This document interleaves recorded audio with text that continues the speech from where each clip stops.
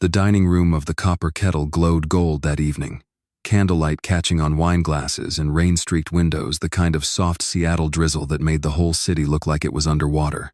At the corner table by the window sat Grant Whitlock, 34 years old, dressed in a charcoal suit that had cost more than most people's monthly rent, and worn like it embarrassed him a little. Across from him sat Victoria Lane, radiant in deep emerald silk, turning her wineglass slowly by the stem, the diamond on her finger throwing small fractured lights across the white tablecloth. They had been arguing quietly the way people argue in expensive restaurants, through clenched smiles, through words chosen for how they would sound to the next table over. "You could have just said yes," Victoria said, setting the glass down with more force than necessary. The Windermere Ballroom. 400 guests. Every person who matters in this city under one roof. And you're telling me you'd rather have what, a barn? "I'd rather have something that feels like ours," Grant said. His voice was even, but there was a tiredness underneath it, the tiredness of a man who had had this exact conversation in 6 different forms over the past month. "I don't need 400 people watching me get married, Victoria. Welcome to our YouTube channel. Thank you so much for taking the time to watch today's video. Before we begin, we would love to know where you are watching this video from. What time is it where you are right now, and which country are you joining us from? Is it the United States, the United Kingdom, France, Canada, or somewhere else in the world? Please leave a comment and share it with us. It would be truly wonderful if people from all around the world could connect with one another, share their stories and feelings, and spread kindness and love through every video. Thank you for becoming a part of our community. We hope you enjoy a meaningful, peaceful, and heartwarming time watching this video." Victoria's laugh was short and sharp, not a laugh at all, really. "Of course you don't. You've never needed anyone watching you do anything. That's the whole problem, isn't it?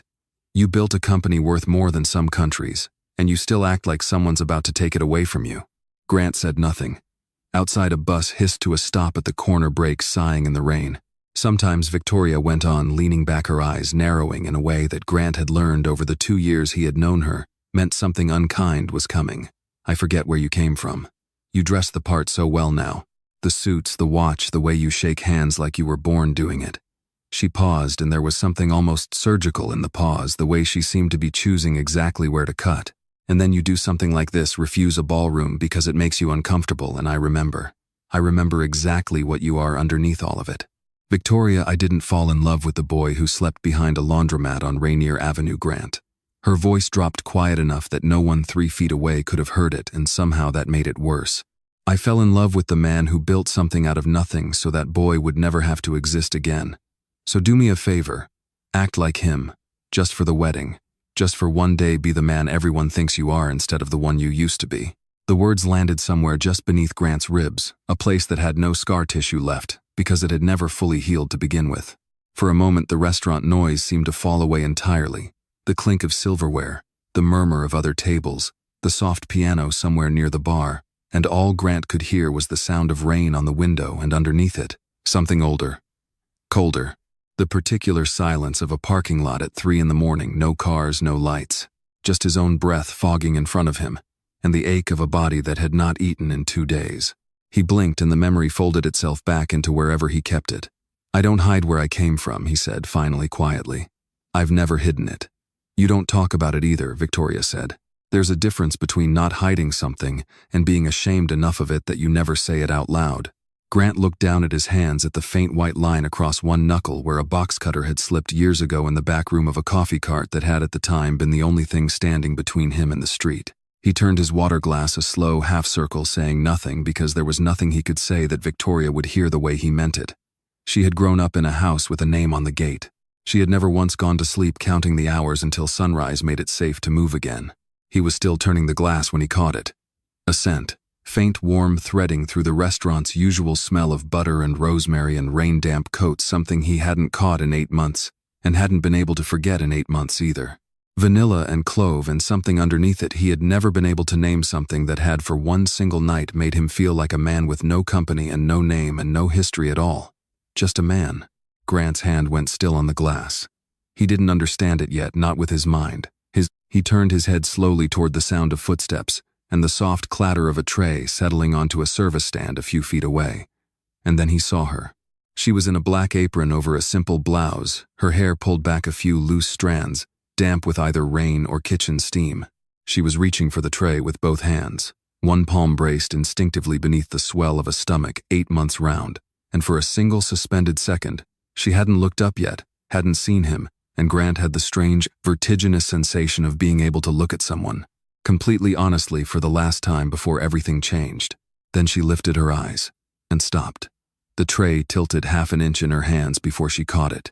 Recognition moved across her face the way weather moves across water fast, total impossible to take back. Her lips parted. She did not say his name. She did not have to. Grant felt the blood leave his own face in a slow, sick wave, felt Victoria's voice continue somewhere beside him. Grant, are you even listening to me?" as if from the far end of a long hallway. He was 34 years old. He owned buildings with his name quietly absent from every one of them by choice. He had negotiated with men twice his age without his pulse ever once climbing past resting. And in this moment, looking at a pregnant waitress standing frozen 6 feet from his table, he felt exactly the way he had felt at 17 years old. Cold and starving, and utterly unequipped for what was about to happen to him. Because he knew her. He knew that face, that particular way she was holding perfectly still as if stillness could undo what had already been seen. 8 months. 8 months of silence, he had told himself on his worst nights, was simply the natural end of something that had never really begun. He knew with the specific falling elevator certainty of a man doing arithmetic he did not want to do exactly how far along 8 months was. Victoria's hand landed on his arm, her voice sharpening with irritation rather than concern. "Grant, what is wrong with you?" Grant did not answer her. He was still looking at the woman with the tray, and somewhere beneath the numbness spreading through his chest, one thought surfaced with terrible clarity. Not fear exactly, and not hope either, but something raw and unnamed caught directly between the two. She had never forgotten his scent either. 8 months earlier, the bar sat below street level on a quiet block near Pike Place, unmarked except for a small brass plaque that read, "Only the cellar door," the kind of place that existed for people who wanted to disappear for an evening rather than be seen. Grant Whitlock came here alone sometimes on nights when the weight of being Grant Whitlock, the suits waiting for signatures, the board members who called him by his last name even in private.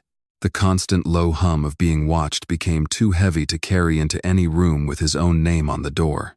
He sat at the far end of the bar that night in a plain gray sweater and jeans, no watch, no cufflinks, nothing that would have told a stranger he was worth what he was worth. He liked it that way.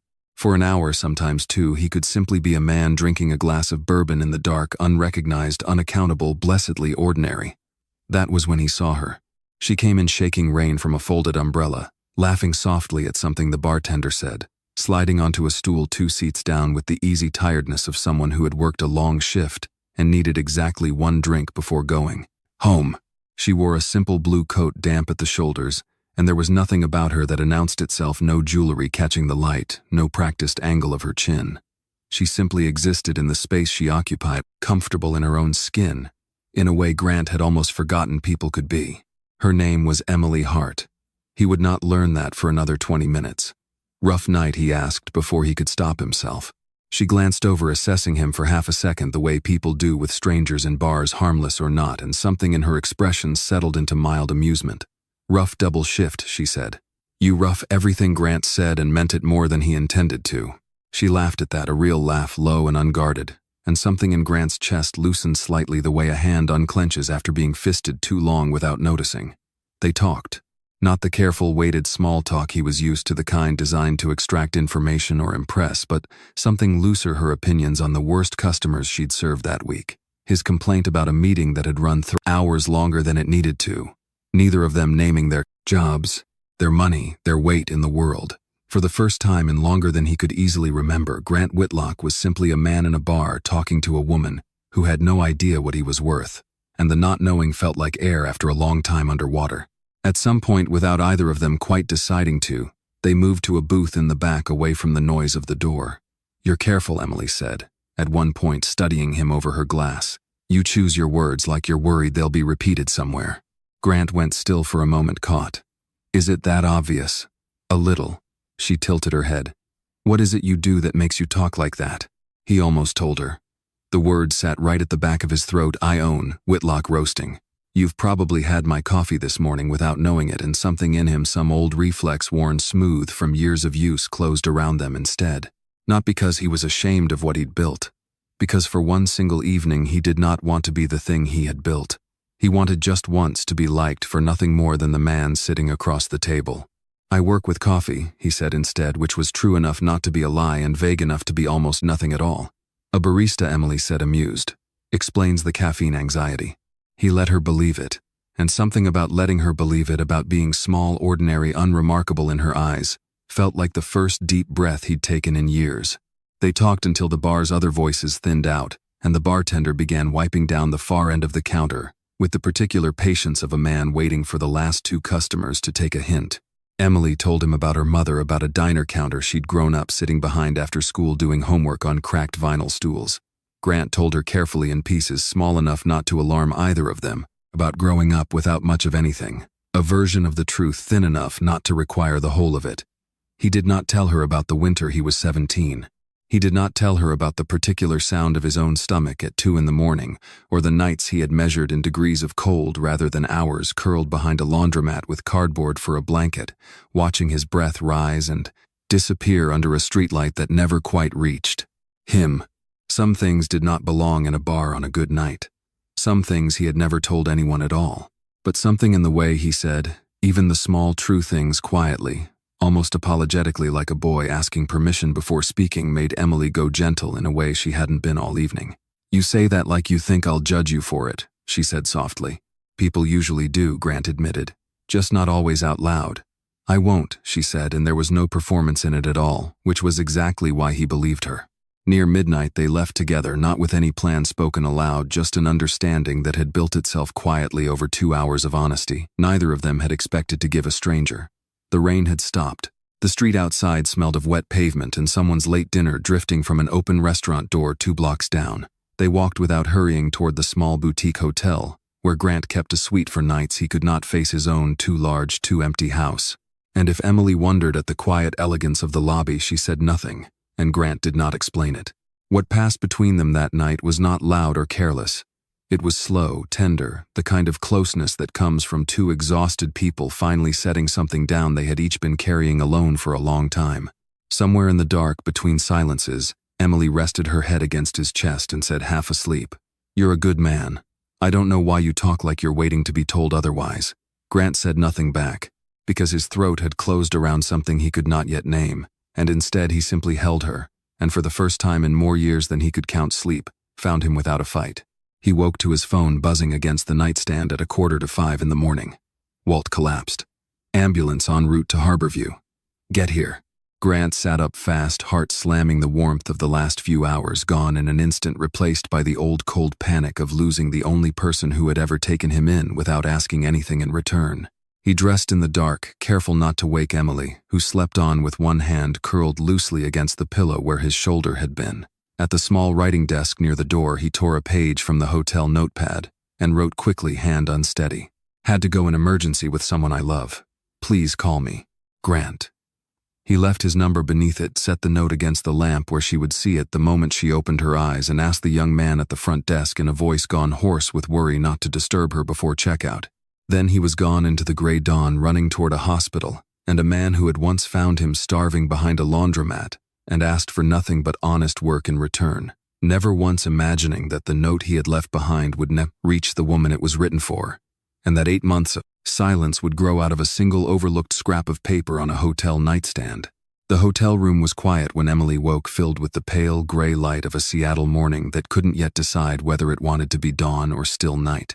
For a moment, she simply lay still, eyes closed, aware of an unfamiliar softness beneath her sheets, with a thread count she had never slept on before, a pillow that held its shape instead of flattening under her head, and beneath that awareness, a warmth she recognized before she remembered why.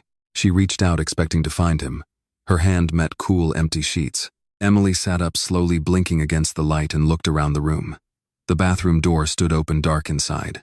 His shoes, which had been by the door, were gone. For a moment she told herself he had simply stepped out for coffee, some small, ordinary errand, and the thought made her smile faintly at its own irony. A barista out for coffee before the silence of the room settled fully into her, and the smile faded. She rose, wrapped herself in the hotel robe hanging on the back of the bathroom door, and checked the room properly. Nothing. No note on the pillow, no message scrawled on the small pad of hotel stationery she noticed, sitting undisturbed on the writing desk. Just an empty glass, a chair pushed back at an angle, and the particular stillness of a room that had some time before sunrise been left in a hurry. She told herself standing there in a robe that wasn't hers in a room she hadn't paid for that it didn't mean anything. People left. That was simply a fact of the world, one she'd learned early and thoroughly. She had not asked his last name. She had not offered hers. There had been an unspoken agreement between them, hadn't there, that whatever this was would live inside one night and not beyond it. And yet, she thought of the way he'd talked about his mother's absence in his life, careful and small, like a boy handing over something breakable and watching to see if it would be dropped. She thought of the way he'd gone quiet when she told him he was a good man, the way his arms had tightened around her afterward as if the words themselves had cost him something. That was not the behavior of a man who vanished for sport. Still, he was gone. And gone was gone, regardless of the reasons behind it. What Emily did not see, could not have seen, was the small chain of ordinary carelessness unfolding one floor below her in the hotel's laundry and housekeeping station a little after 6 that morning. A housekeeper named Rosa Delgado, new to the job by only 3 weeks, and already behind schedule on a floor she'd been told needed turning over fast for an early check-in, knocked twice on the door of room 412, heard nothing, and let herself in with the master key. She worked quickly and without much attention, the way a person does when they are running behind and thinking more about the next room than the one in front of them. She stripped the bed. She gathered the 2 water glasses, the room service tray from the night before, the folded room service napkin someone had left crumpled beside the lamp, and beneath the napkin, unnoticed, a single torn sheet of hotel stationery folded once with a name and a phone number written in a hurried hand. Rosa did not read it. She had no reason to. It looked in the half-second her eyes passed over it while clearing the tray like exactly what it appeared to be.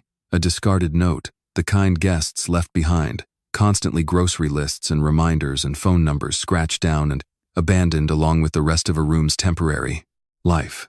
She swept it onto the tray along with the used napkins and the empty glasses, wheeled the cart to the service elevator, and by the time the doors closed on the 4th floor, Grant Whitlock's note, his name, his number, 4 words of explanation, and an apology folded into the space of a single sentence, was already on its way to a trash bin behind the hotel, kitchen gone before the sun had fully cleared the buildings. Downtown, Emily would never know it had existed at all. She dressed slowly, folding the borrowed robe back over the chair, smoothing the sheets on the side of the bed she'd slept on, out of some old habit of leaving things tidier than she'd found them.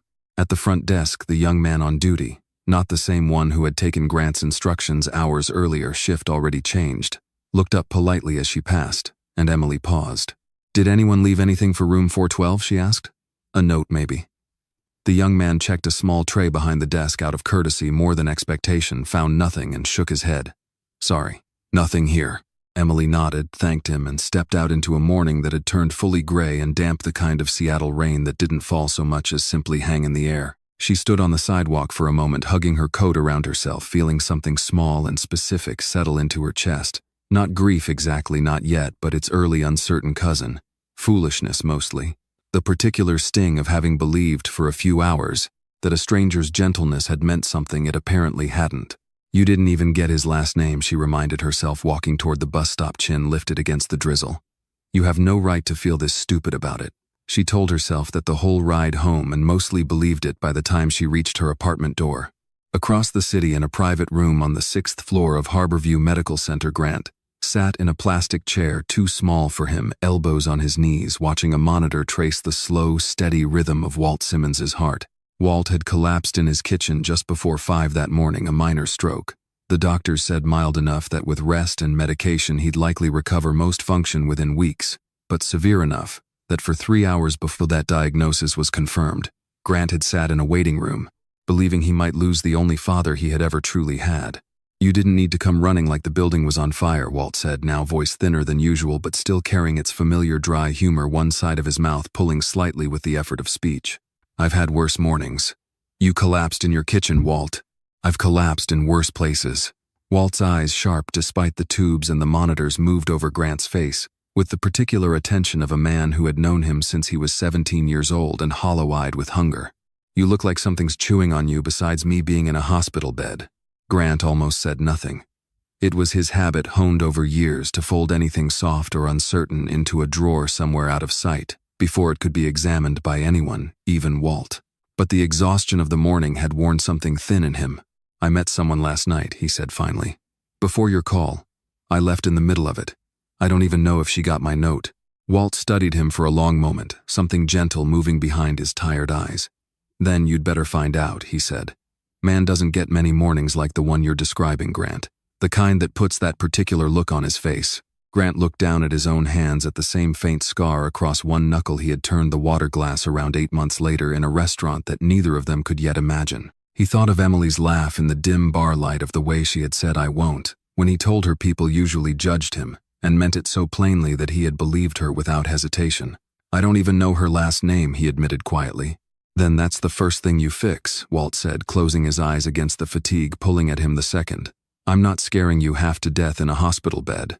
It would be 3 days before Grant was free enough from the crisis at Harborview, from doctors from a company quietly bracing for news about its founder's health scare by proxy, from Marcus Doyle showing up at the hospital before sunrise with 2 coffees and a look that dared anyone to ask him, to leave to return to the boutique hotel, and ask carefully discreetly whether anyone had left contact information for a woman who had stayed in room 412.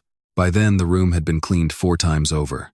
The staff who might have remembered anything unusual had rotated through a dozen more early mornings, and the trail that led back to Emily Hart, no last name given at the bar, no number exchanged, nothing but a scent and a night neither of them would forget, had gone as cold and unremarkable as a torn piece of paper in a hotel dumpster. 3 days gone. Marcus, watching Grant make the quiet, unsuccessful inquiry at the front desk, said nothing at the time, but he filed it away the way he filed everything away about Grant Whitlock. A boy he had grown up beside in group homes, where nobody looked out for anybody. A man he had sworn somewhere along the way to protect from every version of the world that had once tried to break him. He did not yet know her name. He did not yet know what she would come to mean.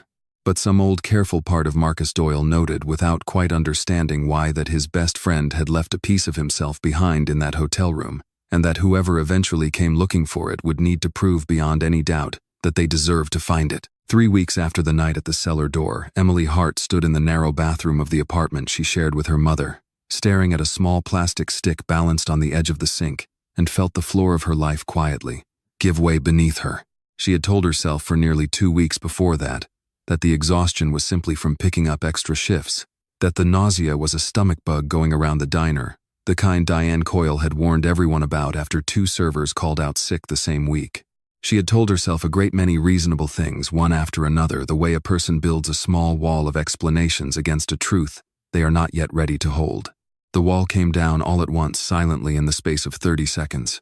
Emily sat down on the closed lid of the toilet, the plastic stick still in her hand, and pressed her other palm flat against her stomach as though she might feel some confirmation there beneath her fingers, some proof that this was real and not simply a mistake in the manufacturing of a drugstore test. She did not cry right away. For a long moment she simply sat very still, breathing, slowly doing the quiet arithmetic that every frightened person does in that first minute. How and then? More urgently, now what? She thought of him before she thought of anything else. Not his name, because she did not have one to think of. She thought of his voice instead, low and careful, the way he had talked about his own childhood in pieces too small to alarm either of them, the way he had gone quiet and almost shy when she told him he was a good man, as though the words had struck somewhere unused to being touched at all. She thought of waking up alone in a hotel room with no note, no number, no last name, and the particular hollow feeling of being left behind by a kindness she could not even properly grieve, because she had never had the right to claim it in the first place. You have no way to find him, she reminded herself, staring at her own reflection in the small bathroom mirror. You never even asked. She did not tell anyone for 11 days. Not Diane, not her closest friend Jess Turner, not even her mother, though the 2 of them shared a 1-bedroom apartment small enough that avoiding a subject for long required real effort. It was Dorothy Hart in the end who noticed first the way mothers so often do not through anything said aloud but through the accumulation of small silences. Dorothy had been sick for the better part of a year by then, her heart weakening in the slow, unhurried way that doctors described in careful language, and Emily understood plainly enough without translation. She spent most days now in the worn armchair by the apartment's single window, a blanket over her knees even in the milder months, watching the street below with the patient attention of someone who had stopped expecting much from her own body and had transferred all her remaining vigilance onto her daughter instead. "You've been quiet all week," Dorothy said one evening, not looking up from the mending in her lap, her voice thinner now than it had been a year earlier, but still carrying the same unhurried warmth Emily had known her whole life. "Quiet the way you get when you're carrying something you haven't decided how to say yet." Emily, sitting on the small couch across from her mother's chair, felt something in her chest loosen at being seen so plainly. She looked down at her own hands. "I'm pregnant, Mom." The needle in Dorothy's hand went still. For a moment, neither of them spoke, the only sound, the low hum of a passing car outside and the tick of the radiator warming in the corner. Then Dorothy set the mending aside, entirely folded her hands in her lap, and looked at her daughter with an expression that held no shock in it at all. Only a deep, careful attention, the kind she had given Emily since childhood whenever something important needed to be handled gently. "Tell me about him," Dorothy said simply. So Emily told her. Not everything, some of it still felt too raw, too foolish, too much like something she had made too much of in her own mind. But she told her mother about the bar near Pike Place, about a stranger with tired eyes, and a voice that apologized before it had done anything wrong, about the way he'd talked around his own past, instead of through its small pieces, offered carefully like a man unused to offering anything at all. "He never once mentioned money," Emily said, staring at her own hands. "Not once the whole night. And there was something about the way he talked, careful, almost shy, like he was waiting to be told he'd said the wrong thing. Like somebody'd taught him a long time ago that wanting things out loud got you in trouble." She hadn't meant the words to land with any particular weight. She was simply describing a stranger, filling in details the way a person does when trying to make sense of someone who had vanished from their life as quickly as they'd entered it. But across the room, Dorothy's heart had gone very still. "Say that again," Dorothy said quietly. "The part about how he talked." Emily blinked, caught off guard by the sudden sharpness of her mother's attention. "Careful," she repeated slowly. Polite, almost like he was bracing for something, like he expected to be turned away before he'd even finished a sentence. Dorothy was quiet for a long moment, her gaze drifting past Emily toward the window, toward some distance much farther away than the street outside. When she spoke again, her voice had changed, softer and older, reaching back through years Emily had never heard her mother speak of at all. "There was a boy," Dorothy said slowly, "who used to come into the diner where I worked back before you were born. Out past Yakima on the old highway, the kind of place truckers stopped at because it was the only light on for 20 miles. She paused, her hands folding and unfolding themselves in her lap. "He couldn't have been more than 17. Thin as a fence post. He'd come in near closing when I was the only one left on shift, and he'd sit at the end of the counter and order water. Just water, like he thought that was all he had any right to ask for." Emily felt something cold move slowly down the back of her neck, though she could not yet have said why. "I started bringing him a plate," Dorothy went on, her voice growing quieter still. "Whatever hadn't sold that night, meatloaf, biscuits, whatever the cook was about to throw out anyway. I told him it was going in the trash regardless, so he wouldn't feel he owed me anything for it. He never once asked for more than what I offered. Never once complained about the cold, though I could see it on him plain as anything, that thin coat. Those hands so chapped they'd crack and bleed at the knuckles. He talked the exact same way you're describing. Careful, polite. Like every kindness surprised him a little, like he'd learned somewhere along the way not to expect it." "What was his name?" Emily asked, her voice barely above a whisper now. Dorothy's eyes came back from the window and settled on her daughter's face. "Nathaniel," she said. "He never gave me a last name, and I never asked for one. I mailed him $20 once after he told me he was headed to Seattle to try for work. Wrote a little note to go with it. Never heard whether it reached him." She shook her head slowly, some old sorrow moving briefly across her face. "I've thought about that boy more times than I could count over the years. Wondered whether he made it. Whether anybody ever looked out for him the way somebody should have." Emily sat very still, her hand resting instinctively over her stomach, turning the coincidence over in her mind and finding nothing solid to hold on to. A homeless teenager named Nathaniel, fed by a kind woman at a diner outside Yakima, more than 15 years earlier, could not possibly be connected to a stranger she had spent one night with in a bar near Pike Place. The distance and time alone made it feel foolish even to wonder. And yet something in her chest had gone tight and strange. The way it does in the moment just before understanding arrives, even when understanding itself is still too far off to reach. "Mom," Emily said carefully, "do you think he's still out there somewhere?" That boy, Dorothy reached across the small space between them and took her daughter's hand in both of hers, her grip weaker than it used to be, but no less certain. "I believe kindness has a way of finding its way back to where it's needed," she said. "Whatever you gave that man of yours, Emily, whatever you were to him for that one night, it wasn't wasted. It's never wasted. Not the plate of food I gave a hungry boy 15 years ago, and not whatever you gave a stranger who couldn't stay to see what came of it. Things like that have a way of circling back around in their own time, whether we ever see the shape of it or not.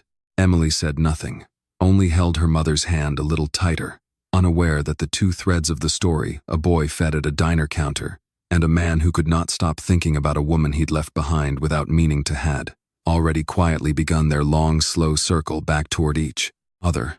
17 years earlier, the house on Larkspur Road sat at the end of a gravel drive outside a logging town 3 hours from Seattle, its paint peeling in long gray strips, its porch light burned out for longer than anyone in the house had cared to fix. It was the fourth placement Grant Whitlock had lived in since he'd entered the foster system at age 9, and by the time he arrived there at 15 years old, he had already learned the particular skill that every child in his position eventually learns: how to make himself small enough, quiet enough, useful enough, that nobody in the house had a reason to notice him at all. For the first year it had almost worked. Frank Doss, the man who ran the house along with his wife, was not in the eyes of the county caseworkers who visited twice a year with clipboards and rehearsed questions an unreasonable man. He kept the refrigerator stocked more or less. He signed the school forms. He answered the caseworkers' questions in a calm, even voice that never once suggested what happened in the house on the nights no one from the county was watching. It was the coldest winter Grant could remember when it started in earnest, not gradually the way some cruelties arrive, but all at once the way weather turns.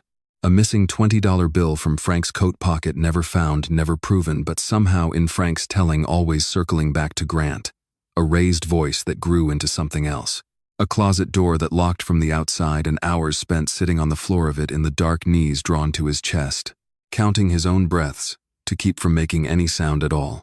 He learned that winter exactly how many hours a night felt like when no one was coming. He learned other things too: how to eat fast and quietly when food was offered in case it was taken back. How to sleep lightly enough to hear a footstep in the hallway before it reached his door, and heavily enough that his body could still somehow rest.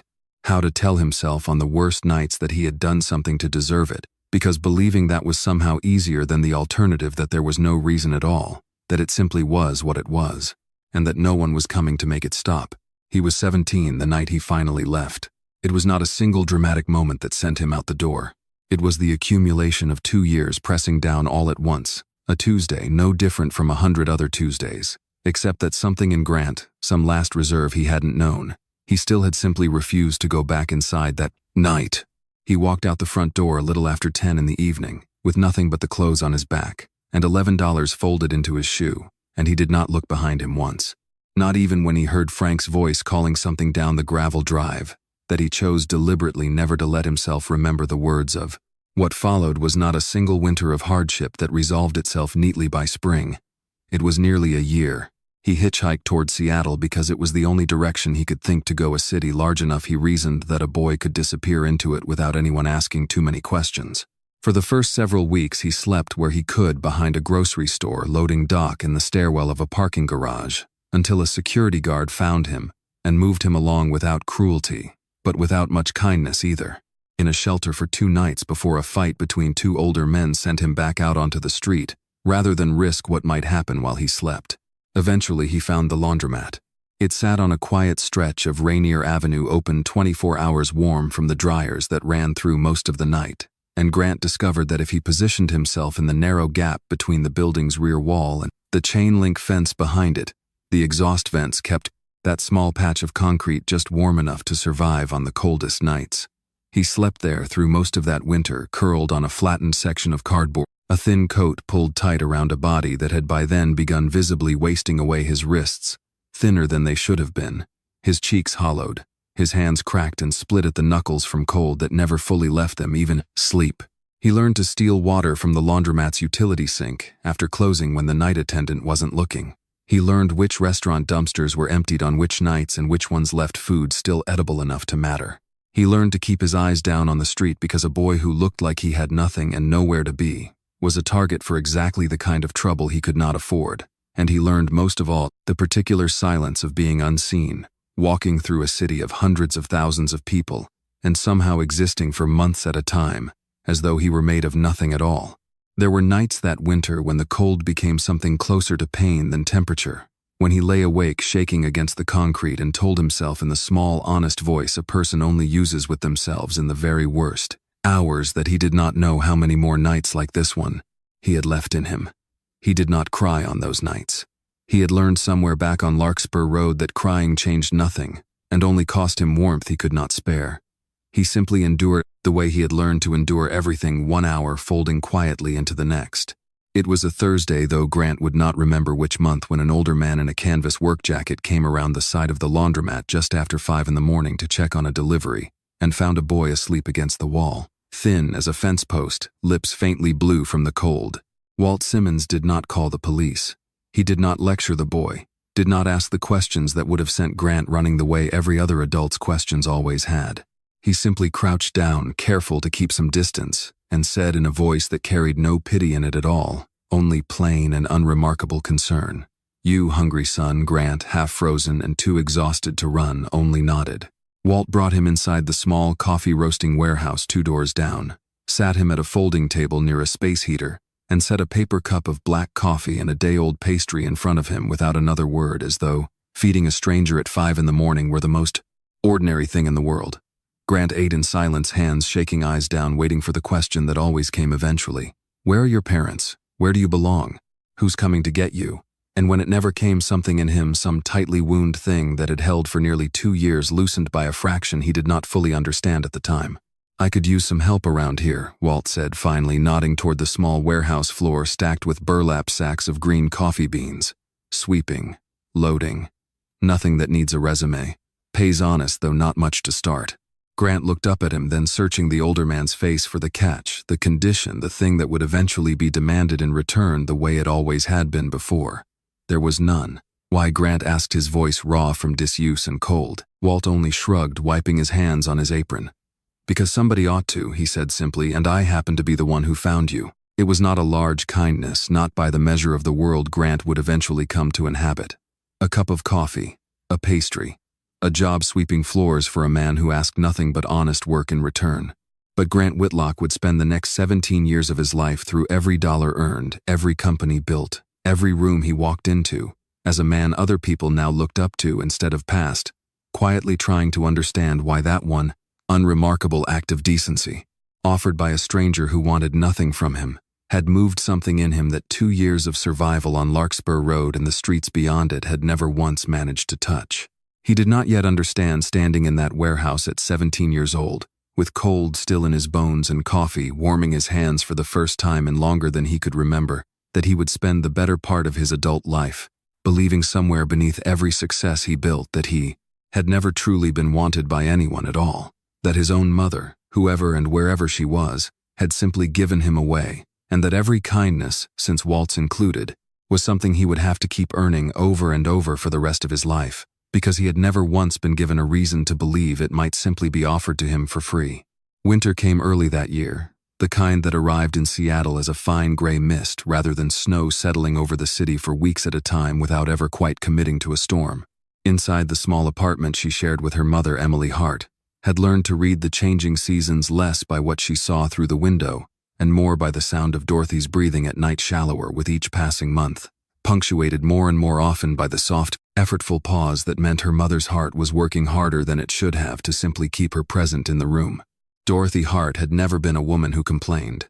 She had spent 30 years on her feet behind diner counters, first out past Yakima, and later here in the city, and she carried the particular quiet dignity of someone who had decided long ago that suffering out loud accomplished nothing, except making the people around her suffer twice.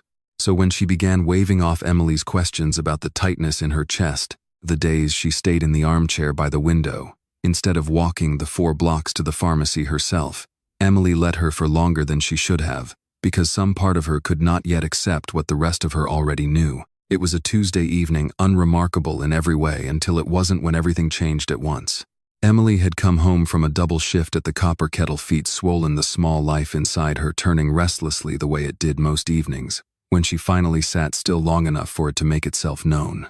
She found her mother in the armchair, blanket over her knees, head tilted slightly against the wing of the chair, as though she had simply fallen asleep watching the street below. "Mom," Emily said, setting her bag down. "I'm home."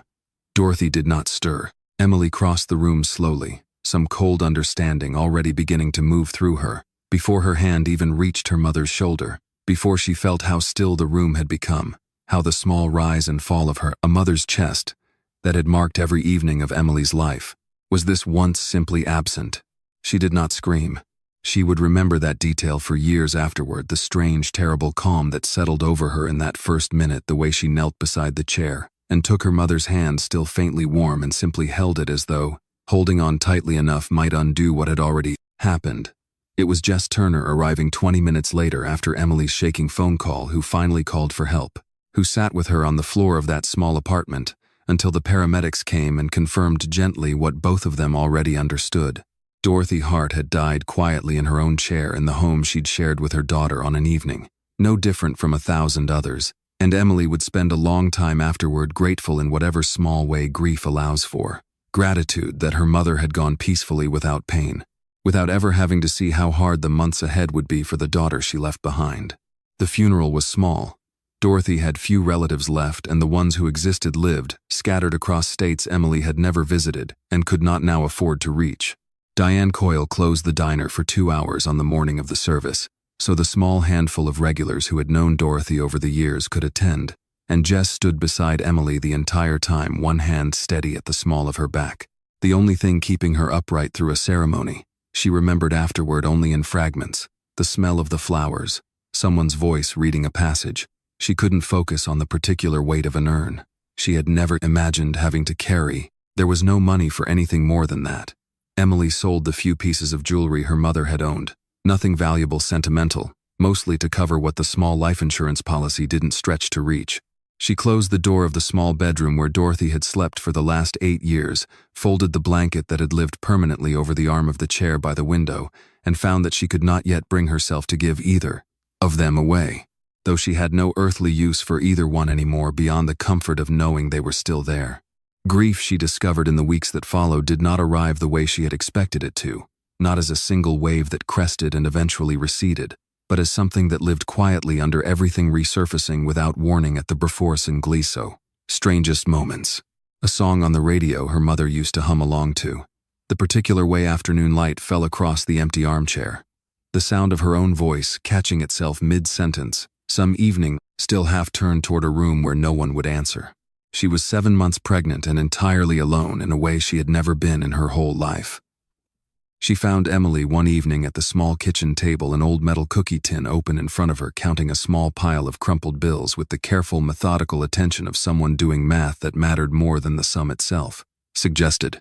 "What's that for?" Jess asked, sliding into the chair across from her. Emily didn't look up right away, still smoothing a $5 bill flat against the table before adding it to the small stack. "For him," she said quietly, meaning the baby, meaning the son the doctor had confirmed 2 weeks earlier she was carrying. "Whatever I don't need for rent or groceries goes in here. It's not much yet, but it'll be something by the time he comes." She had labeled the tin herself in careful marker along the lid, a name she had chosen not long after Dorothy's funeral, in one of the quiet hours, when grief and the small, insistent movement of the baby inside her had somehow together given her something to hold on to. Milo. She could not have explained exactly why the name had settled on her, the way it had, only that it felt like the beginning of something steady in a season that had otherwise been defined by loss. "You could ask for help, you know," Jess said gently. "There's no shame in it." "I'm not ashamed," Emily said, and meant it, though the words came out a little more firmly than the question had required. "I just don't have anyone to ask. There's you. There's Diane when she can spare a shift. That's the whole list, Jess." She closed the tin carefully and set it on the shelf above the stove where it had lived since the week after Dorothy's death, a small metal monument to every extra hour Emily had worked since. "So I'll do it the way my mother did it. One tip at a time. It'll be enough." Jess didn't argue further. She had known Emily long enough to recognize the particular set of her jaw that meant a decision had already been made and would not be revisited, the same stubborn pride Emily had inherited, whether she recognized it or not, directly from the woman whose funeral they had attended 6 weeks earlier.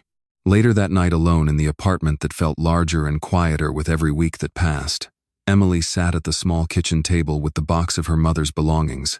She had not yet been able to fully sort through, and lifted the lid on an old cedar keepsake box she remembered from childhood, without ever having been permitted to look inside it herself.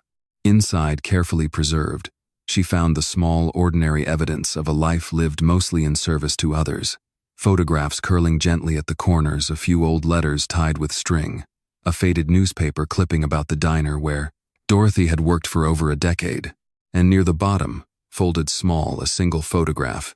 Emily did not recognize her mother younger than Emily had ever known her, standing outside a diner counter beside a thin, hollow-cheeked teenage boy in a coat too large for him, both of them caught mid-laugh by whoever had held the camera.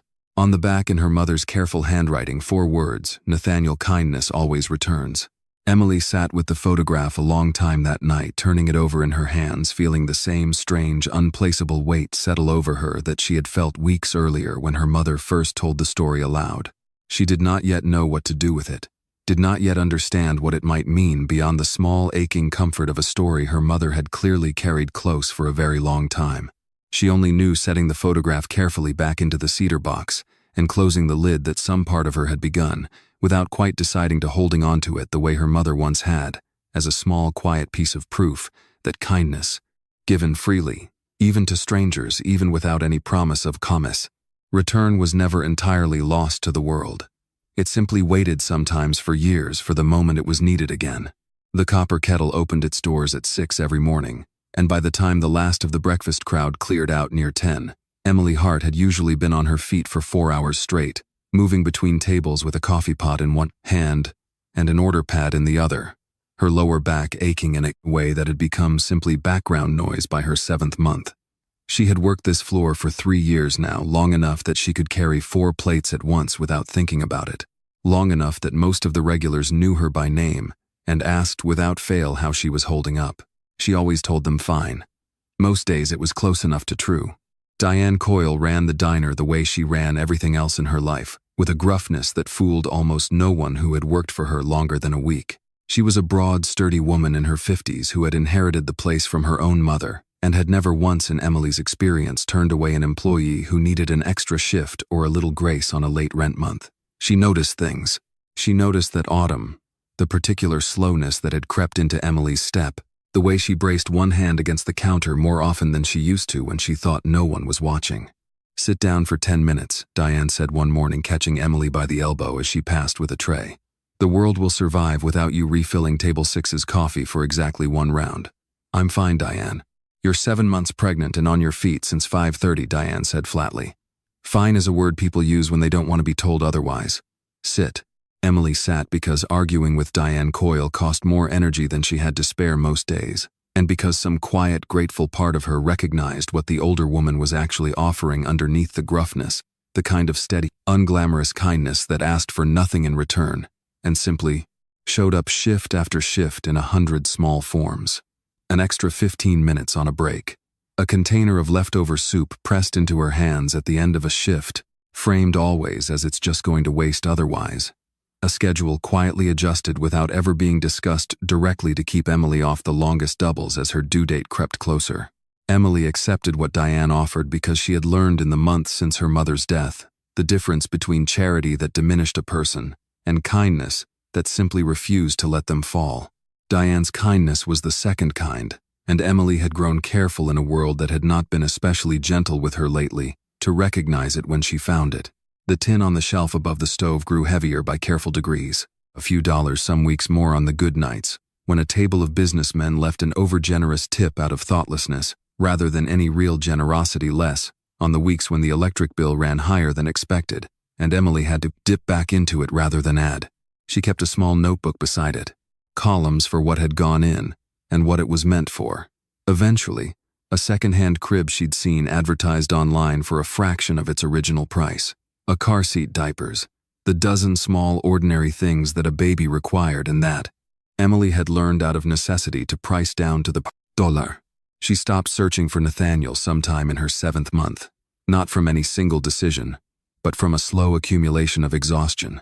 She had tried in the early weeks after learning she was pregnant, walking back to the neighborhood near the cellar door on her one free evening a week, asking the bartender, a man named Ronnie, who remembered the two of them sitting together but had no name to offer beyond what Grant had given him, casually in passing, which turned out to be nothing at all.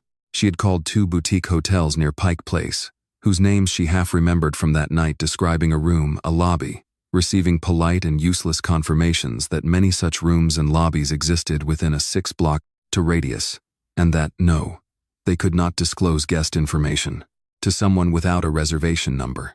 Each dead end cost her something she could not easily replace: an evening's rest, a small piece of the hope she had been rationing carefully since the morning she woke alone in that hotel room. Eventually she recognized what the search had become, not an act of hope, but a wound she kept reopening, and she made herself stop. Not because she had given up on her son having a father someday, but because she could no longer afford the particular grief of searching and not finding. "You did everything a person could do," Jess told her one evening, the two of them sitting on Emily's small couch, Jess's hand resting lightly on the curve of Emily's stomach, feeling for the small, restless movements that had become more frequent as the weeks passed. "There's no shame in stopping when you've done everything you could." "I know," Emily said, and mostly believed it. "I just wanted him to have, I don't know, somebody besides me." "He'll have you," Jess said simply. "You and me and Diane, whether she admits to caring or not. That's not nothing, Em." It wasn't nothing. Emily knew that most days with the clear-eyed practicality that had gotten her through the worst months of her life so far. But there were other days, quiet ones, usually near the end of a long shift, when the ache in her back and the weight of everything she was carrying alone settled into something heavier than exhaustion, when she allowed herself briefly to imagine what it might have been like to have had a partner in this, someone to split the second shift with, someone to worry alongside instead of simply worrying for. She did not let herself imagine his face for long on those days. It cost too much, and she needed everything she had left over for the baby now, more than for the memory of one honest night with a stranger who had vanished before morning. By her 8th month, Emily had grown accustomed to the particular rhythm of her changed life, waking before dawn, working until her feet ached past, feeling coming home to an apartment that still some mornings felt too quiet without her mother's presence in it, and falling asleep most nights with one hand resting instinctively on her stomach, feeling for the small proof that she was not in fact entirely alone in the world, whatever else had been taken from her. She had grown practiced too at deflecting the questions customers occasionally asked without meaning any harm by them. Is the father excited? Is he coming to help you carry those bags, with a smile that had over the months become almost entirely convincing. It was easier, she had found, to let people assume whatever version of her story required the least explanation than to offer the true one, which tended to invite either pity or a curiosity she had no patience left to satisfy. "Boy or girl?" a regular asked her. One October morning, an older man who came in most weekdays for eggs and black coffee, and had watched her grow steadily rounder over the past several months with the mild, benevolent interest of someone with grandchildren of his own scattered too far away to see. "Often." "A boy," Emily said, refilling his cup. "Due in a few weeks now. Got a name picked out. Milo," she said, and something in her chest warmed slightly the way it always did now, when she said the name aloud, not the ache of her mother's absence. Exactly, though, that lived underneath it too, but something steadier, something that felt in its own quiet way like the beginning of a life she was building carefully, tip by tip, hour by hour, entirely on her own terms. She did not yet know that in less than 2 weeks, on an ordinary evening, she had no reason to expect would be any different from the 100 that had come before it. The careful, exhausted, entirely self-sufficient life she had built for herself and her son would collide without warning with the prosin, one man she had spent 9 months trying and failing to stop thinking about. "Grant, what is wrong with you?" Victoria's voice, sharp, now cut through whatever last thread of composure Grant had been holding on to. He turned back to her, slowly aware of his own pulse hammering somewhere in his throat, aware that his hand, still resting on the water glass, had gone rigid enough to leave a faint white pressure mark across his knuckles. Nothing, he said, though the word came out rougher than he intended. "I'm fine." Victoria's eyes narrowed, tracking the direction his gaze had gone a moment earlier, toward the service stand a few tables away, where the pregnant waitress had already turned tray, steadied, and disappeared, back through the swinging kitchen door. "You went white as a sheet over a waitress," she said, half a laugh in her voice, though there was nothing amused in her expression. "Do you know her?" "No," Grant said too quickly, and heard the lie land wrong even as it left his mouth. He did not know how to explain in the space of a restaurant conversation what had just happened to him, that the woman who had disappeared through that kitchen door carried quite possibly the answer to a question he had spent 8 months trying and failing to stop asking himself. That the scent of vanilla and clove that had drifted past their table a moment ago had for one suspended second collapsed 8 months and 100 failed inquiries into the length of a single held breath. He looked down at his own hands on the tablecloth and found them absurdly not entirely steady. 8 months, he thought again, doing the arithmetic he did not want to do, watching the number arrive at the same answer it had arrived at a moment earlier and the moment before that. 8 months. The rest of the evening unfolded around him at a strange remove, as though Grant were watching it from somewhere slightly outside his own body. Victoria continued discussing the wedding, the florist's proposed arrangements, a disagreement with her mother over the guest list, a photographer whose portfolio she wanted his opinion on, and Grant heard perhaps one word in 5 nodding, at intervals that felt even to him obviously mistimed. He kept his eyes on the kitchen door. It swung open twice more before she reappeared, each time releasing a brief wash of noise and steam, and someone else's voice calling an order, and each time Grant's chest tightened in anticipation before loosening again in something close to disappointment when it wasn't her. When she finally did come back through a fresh tray balanced against one forearm, she did not look toward their table at all. She moved with the deliberate, controlled efficiency of someone who had decided somewhere in the last several minutes exactly how she intended to get through the rest of this shift, and Grant understood watching her that the decision had cost her something. Her shoulders were set a fraction too square. Her chin was lifted a fraction too high. It was the posture he recognized with an ache he hadn't expected of a person holding herself together, through sheer will alone, a posture he had spent most of his own life perfecting. Their server that evening, a young man named Tyler, approached the table with an easy, practiced smile. "Have you folks had a chance to look over the menu? We'll take a few more minutes," Grant said before Victoria could answer, his eyes flicking once more toward the kitchen. Victoria set down her wine glass with more precision than the gesture required. "Grant. What? You've checked that door 6 times in the last 4 minutes." Her voice had dropped quiet enough that it wouldn't carry past their table, though the softness in it did nothing to blunt its edge. "I'd like to know why." He should have deflected it. He had spent years learning exactly how to deflect questions he didn't want to answer in boardrooms and interviews, in the careful choreography of being a man whose every word carried weight he hadn't asked for. But something in him, some old exhausted part that had been carrying a silence for 8 months, simply refused in that moment to construct another careful lie. "I think I know her," he said quietly. Victoria's expression did not change immediately, and that Grant would think later was somehow worse than if it had. She simply studied him the way she studied contracts before signing them, searching for the clause that would eventually cost her something. "Know her how?" Victoria said. Before Grant could answer, and he did not in truth know what answer he would have given, whether the whole 8-month-old truth or some smaller, more manageable version of it, the kitchen door swung open again, and this time it was her moving toward their table with an order pad in hand and an expression composed with visible effort into something professional and unreadable.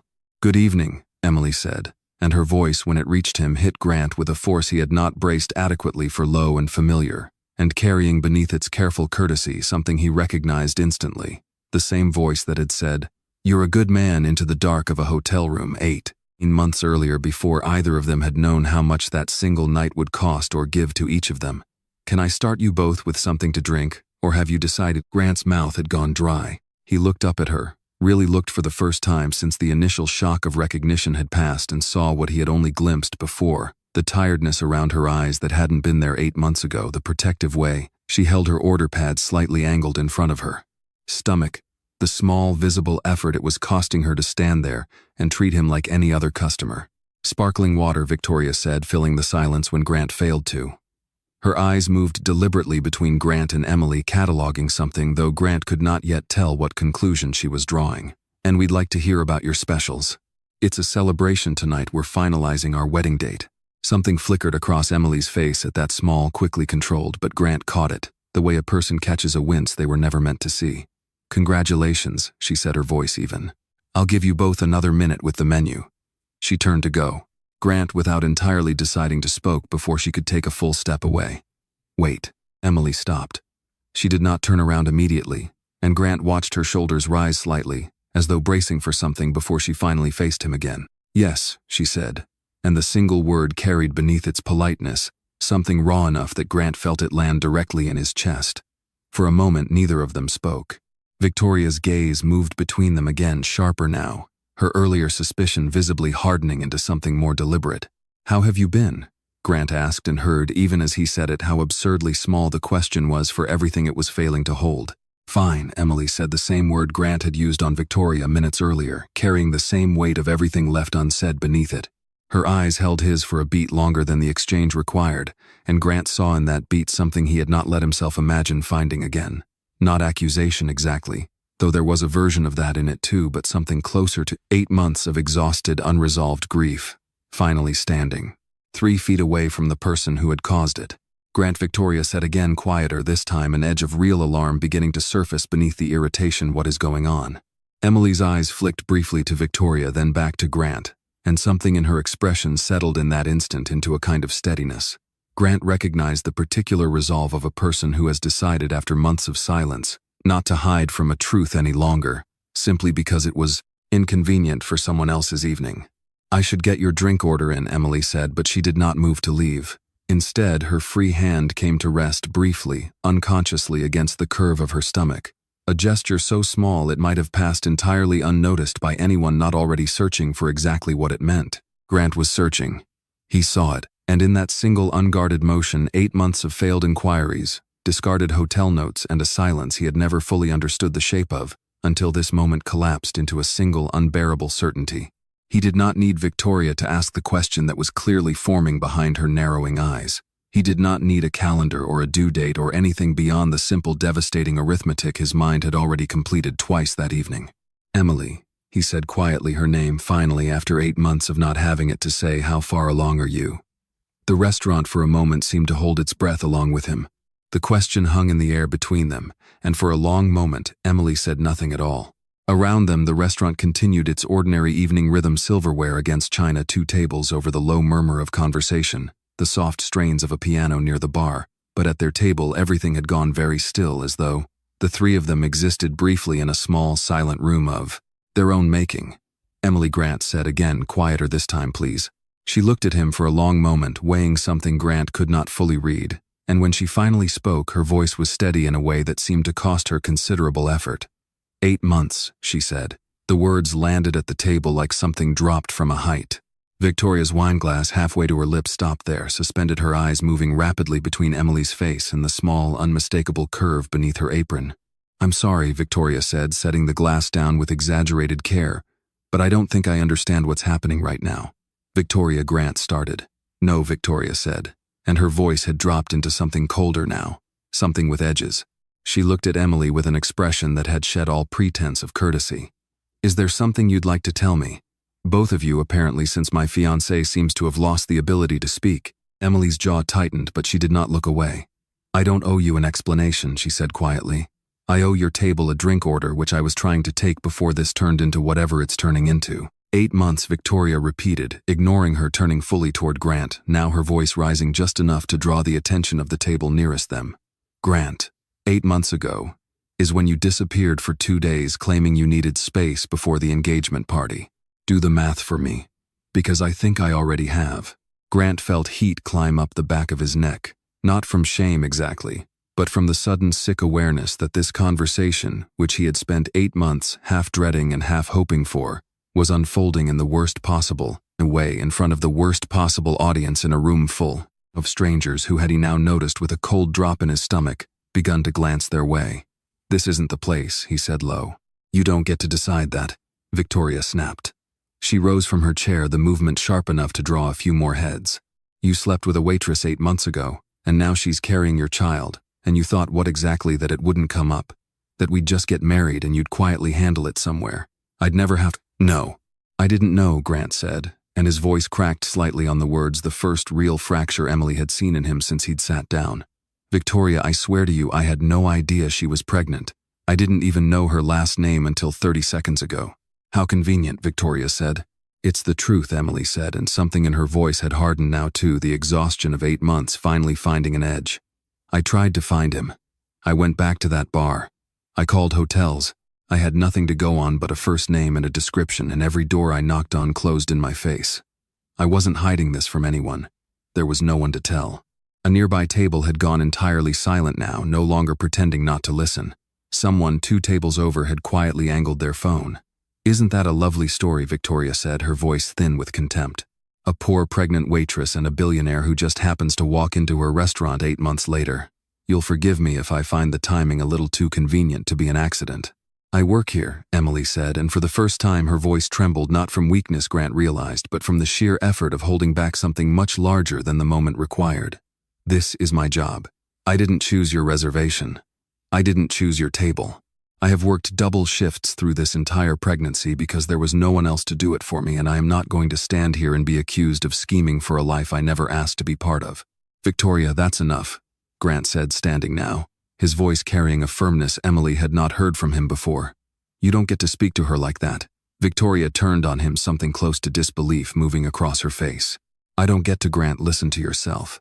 You're defending a stranger over your own fiancée in the middle of a restaurant on the same night I asked you to commit to a wedding date. She's not a stranger, Grant said quietly, and the words seemed to cost him something enormous to say aloud here now in front of everyone. And if that baby is mine, I am not going to stand here and let you humiliate her over it. The word "if" seemed to hang in the air a moment longer than the rest of the sentence, and Emily felt it land somewhere just beneath her ribs, an old familiar ache, the particular sting of being doubted even by the one person whose doubt in this moment mattered least of all compared to everything else, pressing down on her. She did not have the chance to respond to it. A sharp tightening pain moved low across her abdomen, sudden enough that her breath caught audibly, her free hand flying to grip the back of the nearest chair. She had felt contractions before, small practice ones over the past week, that the doctor had assured her were normal, nothing to worry about yet. This one was different, deeper, harder, radiating in a way that made the room tilt very slightly at its edges. Emily Grant's voice changed instantly, all trace of the argument gone from it. I'm fine, Emily said, though her voice had gone tight and thin, and she did not entirely believe her own words even as she said them. She breathed through it, counting the way the prenatal class had taught her, and the pain eased, receding just enough that she could straighten again. Braxton Hicks. It's normal, it happens. A second contraction hit before she finished the sentence, harder than the first, and this time a small involuntary sound escaped her, sharp enough that Diane, 3 tables away, turned immediately from where she'd been watching the whole scene with growing alarm and began moving toward them. Emily, honey, sit down, Diane said, reaching her side, one hand steady at Emily's elbow. I don't think Emily started, and then stopped entirely as a warm, unmistakable wetness spread suddenly down her legs, soaking through her apron, and the realization hit the table all at once. Grant's face draining of color as quickly as it had earlier that evening, for an entirely different reason. Oh, Emily said very quietly, staring down at herself with an expression somewhere between disbelief and dawning terror. Oh no, it's too early. It's still 3 weeks early, it's not supposed to. Someone call an ambulance, Diane said sharply, already guiding Emily toward the nearest chair, her voice carrying the calm authority of a woman who had run a restaurant floor through every possible crisis for 30 years, and refused to let this one become another. Now please. Around them, the restaurant had gone almost entirely silent. Dozens of eyes fixed on the scene, several phones now openly recording. Victoria stood frozen beside the table, her earlier fury replaced by something closer to shock, though whether at the sight of Emily's pain or at the sudden undeniable confirmation of everything she'd just been arguing against, Grant could not tell and did not have time to consider. He was already moving. I'm calling 911, he said, phone already in hand, kneeling beside Emily's chair in a single motion that seemed to strip away in an instant every careful boundary he had maintained since sitting down at this table as an hour earlier. Emily, look at me. You're going to be okay. I've got you. Emily's hand found his wrist, gripping it hard enough to leave marks, her breathing ragged with the effort of bearing down against another contraction. She did not have the strength in that moment to weigh 8 months of silence against the sound of his voice, steady and close, and entirely present the only thing in the room that felt solid enough to hold on to. The ambulance, Diane said, phone pressed to her ear. They're saying 20 minutes. There's an accident backing up traffic on the interstate. 20 minutes, Grant repeated, and something in his face hardened into a decision made, instantly and without hesitation. I have a car outside. It's faster than waiting. Victoria's voice cut through the chaos, thin and disbelieving. Grant, you cannot be serious. Grant did not look at her. He was already sliding one arm carefully beneath Emily's shoulders, the other bracing to help her rise. His entire attention narrowed down to the woman gripping his wrist and breathing hard through pain. He could do nothing to take from her except be there for whatever came next. Emily, he said, his voice low and steady, despite the chaos around them, can you walk with me to the car? I've got you the whole way. I'm not going anywhere. She looked up at him, pale and frightened, and for the first time in 8 months no longer entirely alone with what she was carrying. Okay, she said, and let him help her stand. The rain had started again by the time Grant guided Emily through the restaurant's side entrance, his black sedan already idling at the curb where his driver, alerted by a single frantic phone call, had pulled it as close to the door the narrow street would allow. Diane walked on Emily's other side, one arm braced firmly around her back, murmuring the kind of steady, practical reassurance that came from 30 years of handling other people's emergencies without ever once losing her own composure. "Easy, easy," Grant said, lowering Emily carefully into the back seat, one hand cradling the back of her head as she winced through another contraction. "I've got you. We're going to Harborview. It's the closest and it's good, I promise you it's good." How would you know that? Emily managed between breaths, half a laugh buried somewhere inside the pain. "You don't even know my name for real." Emily Hart, Grant said, sliding in beside her, gripping her hand as the driver pulled away from the curb into the wet Seattle evening. "I know your name now. I'm not letting go of it again." Behind them, on the sidewalk outside the Copper Kettle, Marcus Doyle arrived at a dead run, having driven across the city in under 11 minutes, after receiving a single garbled voicemail from Grant that contained only the words, "Hospital now. I'll explain later." He caught sight of Victoria standing alone under the restaurant's awning, arms crossed tightly against the rain, her face a mask of controlled fury, and understood immediately that whatever had happened inside had already gone far beyond anything he could smooth over with a phone call to the press. "Where is he?" Marcus said, not slowing. "Gone," Victoria said flatly. "Gone to play hero for his little waitress and her surprise baby."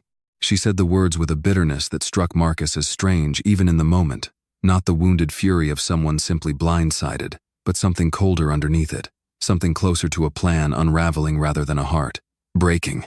Marcus had known Victoria Lane for 2 years, long enough to have developed a careful professional wariness around her that he had never quite been able to explain to Grant without sounding as though he simply disliked wealthy women on principle.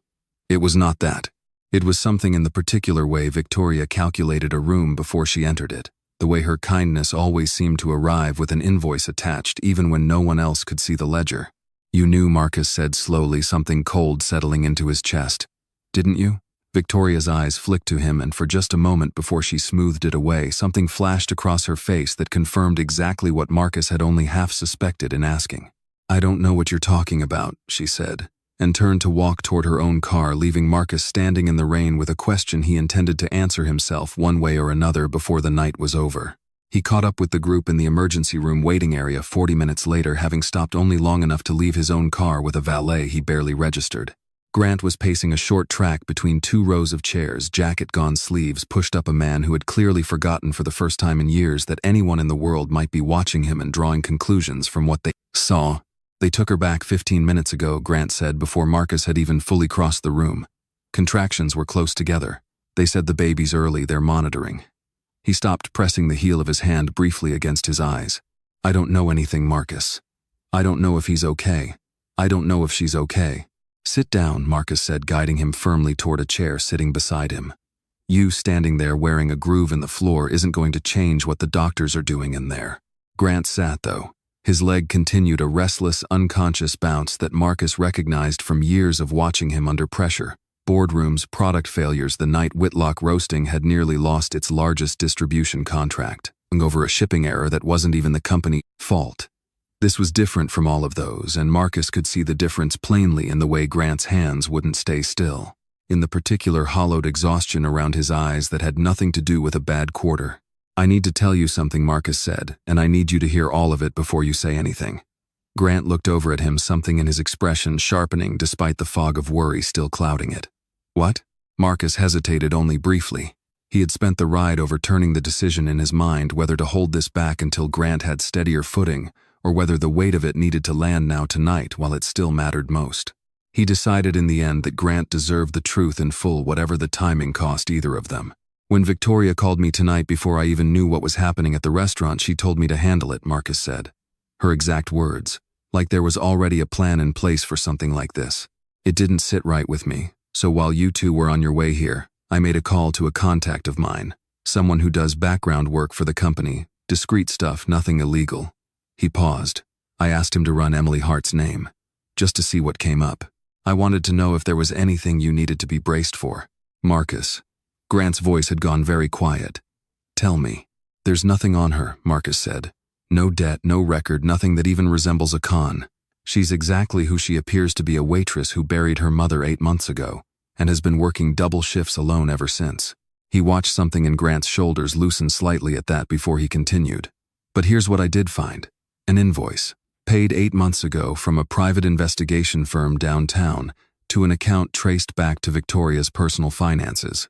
Surveillance photos attached Emily at the diner going about her ordinary life, taken over a period of several weeks. Grant went very still. 8 months, he repeated slowly. Marcus, 8 months ago I hadn't even met her yet. The timing doesn't. The invoice is dated 8 months before tonight, Marcus said carefully. Which means Victoria didn't find out about Emily after the fact and go digging. She was already watching her before that night at the cellar door had even happened. Which means either she already suspected something long before there was anything to suspect, he paused, choosing the next words deliberately, or she already knew about Emily from somewhere else entirely and the surveillance wasn't reactive. It was preparation. Grant sat with that for a long moment, the fluorescent hum of the waiting room, the only sound between them. Preparation for what? I don't know yet, Marcus admitted, but I intend to find out. Because a woman doesn't quietly pay a private investigator to track a stranger for 8 months unless she already has a use in mind for whatever she finds. Grant pressed both hands against his face, dragging them down slowly, the exhaustion of the entire evening, finally catching up with something that felt less like fatigue and more like grief for a version of his life. He was rapidly losing the ability to trust at all. This whole time, he said quietly, this whole engagement, I thought I finally had something settled. Something that made sense on paper at least, even when it didn't always feel. He stopped himself.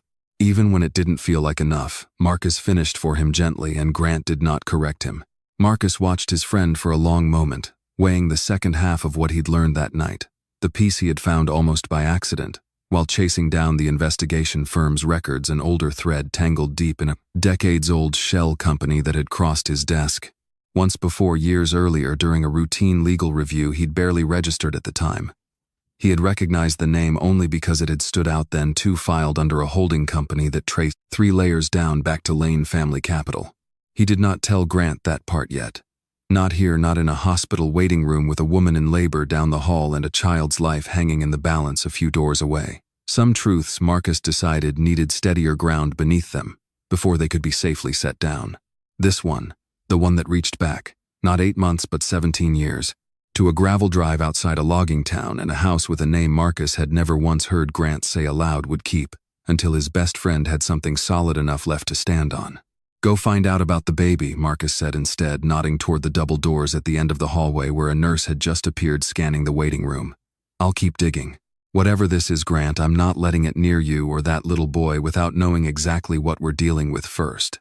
Grant nodded, already rising, already moving toward the nurse with the particular urgency of a man who had in the space of a single evening found something worth being afraid of losing before he had even fully understood he had it. The nurse's name was Patricia Nguyen, and she met Grant halfway across the waiting room, with the calm, measured expression of someone trained to deliver difficult news without letting her own face give away more than the facts required. Are you here for Emily Hart? She asked. Yes. Grant's voice came out rougher than he intended.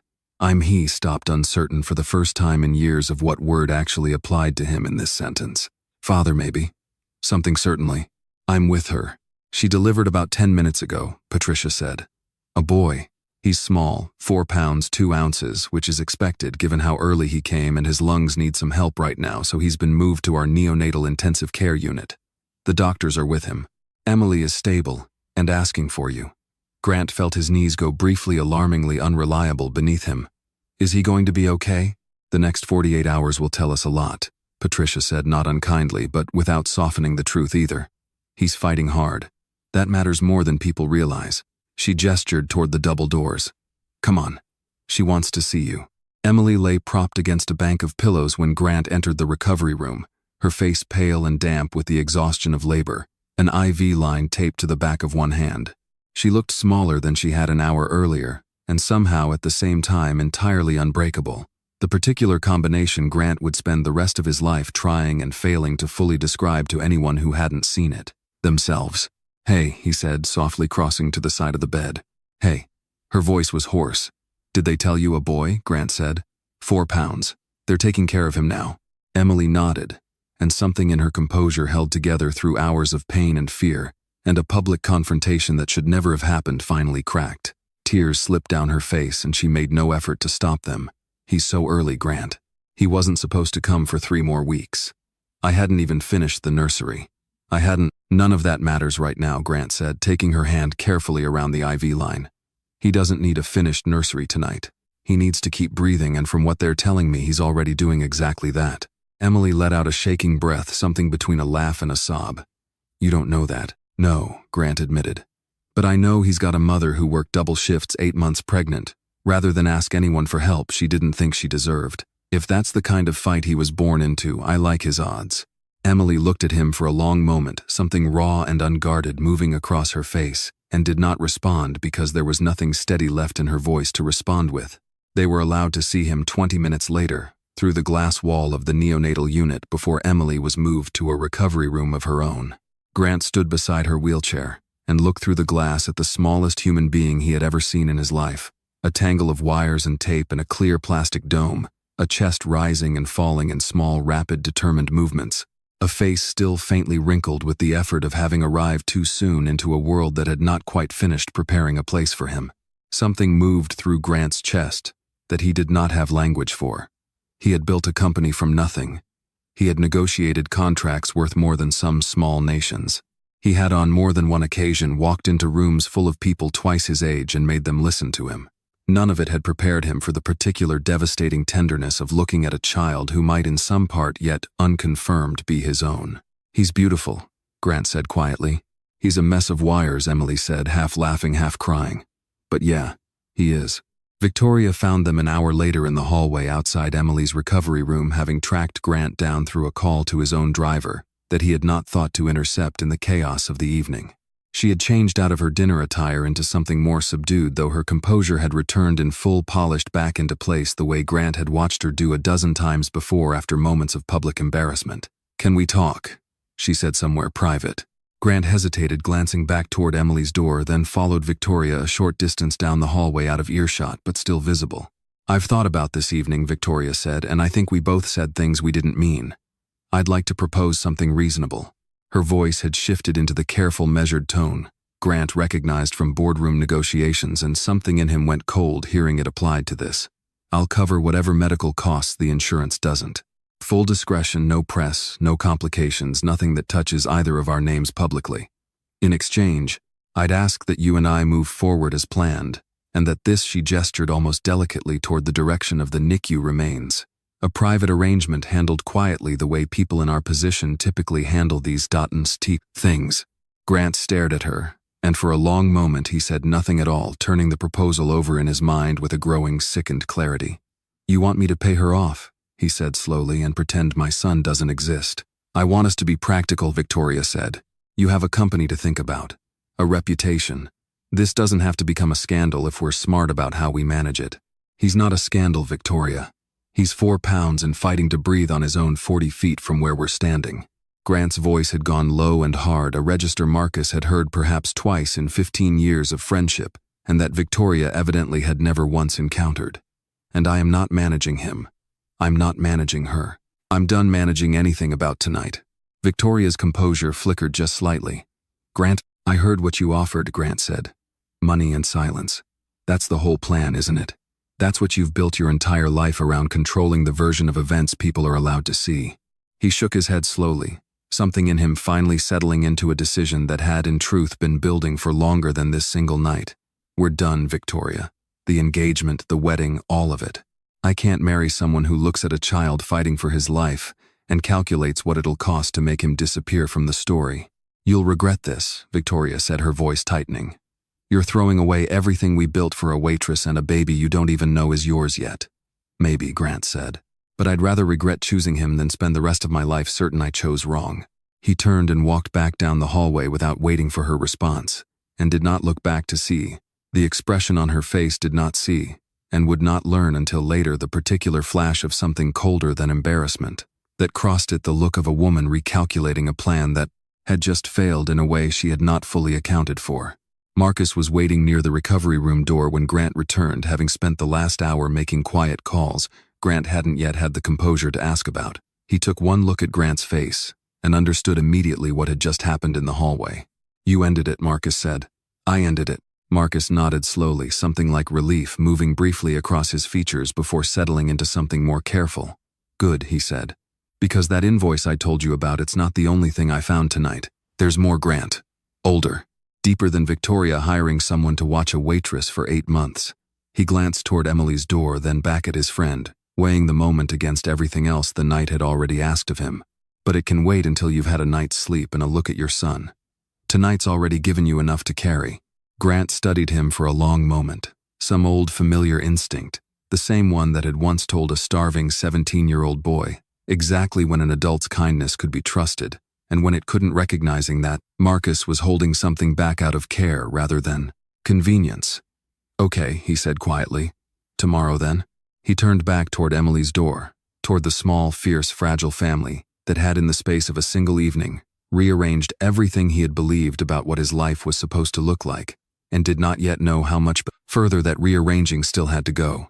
The days that followed folded into one another in a blur governed entirely by the neonatal unit's rhythms rather than the outside world's. Grant learned faster than he had learned almost anything else in his adult life.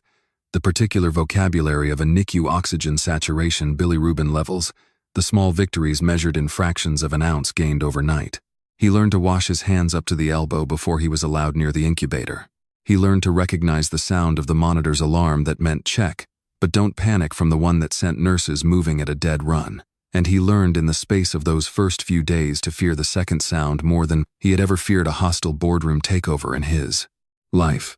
He came every morning before his first meeting and stayed most evenings until visiting hours ended, sitting in the narrow chair beside the incubator with his hand resting carefully through the small porthole opening, one finger curled loosely against a hand smaller than his own thumb.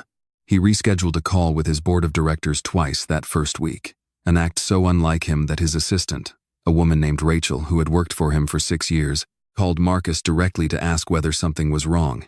Nothing's wrong, Marcus told her. Something's finally right. Give him the space. The baby they had settled by the third day on the name Milo, the one Emily had chosen months earlier and never once wavered from, began to stabilize slowly. His oxygen levels improved. He gained a small, precious fraction of weight each day. The doctors cautiously began using the word when, instead of if, when discussing his eventual discharge, and Grant found that single shift in language enough to make him press the heel of his hand hard against his eyes more than once in the hospital hallway, unwilling to let anyone see exactly how much that small linguistic mercy had undone him. It was on the 5th morning, arriving before Emily had woken from her own restless half-sleep in the chair beside the incubator, that Grant found the tin. Jess had brought it the evening before, along with a bag of clean clothes and a few other small comforts from the apartment, setting it on the narrow shelf beside Emily's chair without much comment. Grant noticed it in the early light, an old metal cookie tin dented slightly at one corner, a name written across the lid in careful marker. Milo.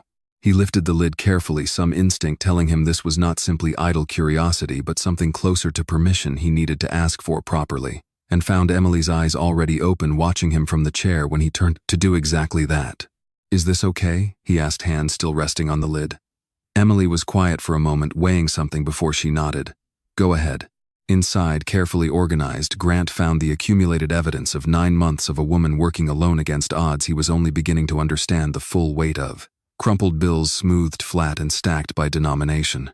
A small notebook, its pages filled with careful columns. Crib $40. Second hand still needs mattress. Formula first month estimate $90. Car seat borrowed from Jess until we can afford our own. Receipts for prenatal vitamins bought at the discount pharmacy 3 bus stops from the diner rather than the 1-2 blocks from her apartment, because the discount pharmacy's prices apparently ran 11% lower. Grant sat with the tin in his lap for a long moment, turning through the small, meticulous record of everything Emily had sacrificed hour by hour, tip by tip, to give a child she had raised entirely alone. The barest foundation of a start. Something in his chest ached in a place he recognized distantly from another lifetime. The particular grief of watching someone survive on careful arithmetic and quiet pride, because he had once, 17 years earlier, kept a version of this same kind of ledger himself, counting $11 folded into a shoe, and rationing hope the way Emily had rationed dollars. "You don't have to do this alone anymore," he said quietly. "I know," Emily said. "I'm still going to keep the tin, though." Grant looked up at her, surprised. "Not because I don't want your help," she said carefully, choosing her words. "I do. For him especially, whatever you can do for him, I won't stand in the way of that." But this, she nodded toward the tin in his hands. This is mine. It's proof I could do it even before you were in the picture. I don't want to lose that just because things are different now. Grant understood, sitting with the weight of the tin in his hands, that she was not describing pride for its own sake, but something closer to what he had spent his entire adult life protecting in himself, the fierce, hard-won knowledge that a person's worth was not conditional on someone else's rescue.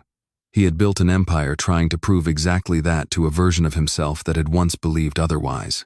He recognized the shape of it instantly in her, and something in him, instead of pushing against it the way he might once have simply respected it.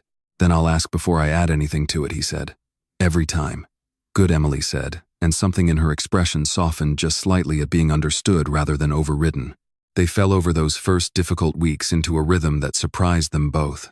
Grant learned to change a diaper on a baby half the size of a normal newborn, hands shaking with a carefulness that had nothing to do with fear and everything to do with reverence. He learned that Emily took her coffee black the same way he did, and that she hummed without noticing when she was worried, an old habit she said she'd inherited from her mother, without ever consciously deciding to. He brought meals to the hospital that he had on several embarrassing occasions, clearly never cooked himself, and had instead had prepared by someone else and transferred carefully into ordinary containers, an attempt at humility that made Emily laugh for the first time in days when she caught him at it. You could just admit you have a chef, she said. I could, Grant agreed. But then you'd have known I didn't make the biscuits myself and I was hoping to impress you. You're not very good at being ordinary, Emily observed, not unkindly. I'm working on it, Grant said. I've had more practice at being extraordinary. Turns out it's a much easier disguise to wear than the other way around. Something in the honesty of that admission settled between them, quiet and unguarded, and Emily found herself, against every careful instinct she'd built up over 9 months of protecting herself and her son alone, beginning to trust the particular steadiness with which Grant kept showing up, not with grand gestures, not with attempts to buy his way past the distance still standing between them, but simply with presence, day after day, in a chair, too small for him beside an incubator that held, however uncertain the paternity test results remained, the small, fierce beginning of something neither of them had expected to build. Marcus visited twice that week, standing awkwardly at the edge of the NICU room, the first time uncertain of his welcome, until Emily herself waved him closer to the incubator with a tired half-smile. You can come look, she said. He won't bite. Mostly because he's the size of a bread loaf. Marcus approached cautiously, peering through the glass at the small, wire-tangled shape inside, and something in his carefully guarded expression shifted almost imperceptibly into something gentler. He's got Grant's stubborn chin already, Marcus said. Poor kid. We don't know that yet, Emily said quietly. Not officially. Marcus glanced at her, something more serious, moving behind his usual dry humor. No, he agreed, but I've known Grant since we were kids in the same lousy group home, and I've never once seen him look at anything the way he looks at that incubator. Test results or not, I think we all already know the answer. Emily said nothing, but something in her chest loosened slightly at the words, not because she needed Marcus's blessing to know what she already believed, but because it was the first time since that night at the cellar door that someone outside herself had spoken about Milo's father with something other than suspicion, and it landed quietly like the beginning of solid ground beneath a life that had spent 9 months without any. The paternity test results arrived on a gray Tuesday afternoon, delivered not by mail, but in person by the hospital's genetic counselor, who met Grant, Emily, and Marcus in a small private consultation room down the hall from the Tuniku. Grant held the sealed envelope for a long moment before opening it, his hands steadier than Emily expected, though she noticed the muscle working faintly along his jaw. 99.99% probability of paternity, the counselor read aloud. Though by then, Grant had already unfolded the page himself and found the same words, his eyes moving over them twice as though needing a second pass to let the certainty settle fully into place. He looked up at Emily. Neither of them said anything for a moment. I already knew, Emily said softly, and it was true. She had known with the particular certainty a mother sometimes carries even without documentation from the first moment she'd looked at Milo's face and seen faintly the same careful watchfulness she'd noticed in Grant across a bar table 8 months earlier. But hearing it confirmed on paper in careful clinical language undid something in her she hadn't expected to still be holding on to. Grant crossed the small room and knelt beside her chair, taking her hand. I'm his father, he said, testing the words aloud as though he needed to hear himself say them to fully believe them. Emily, I'm his father.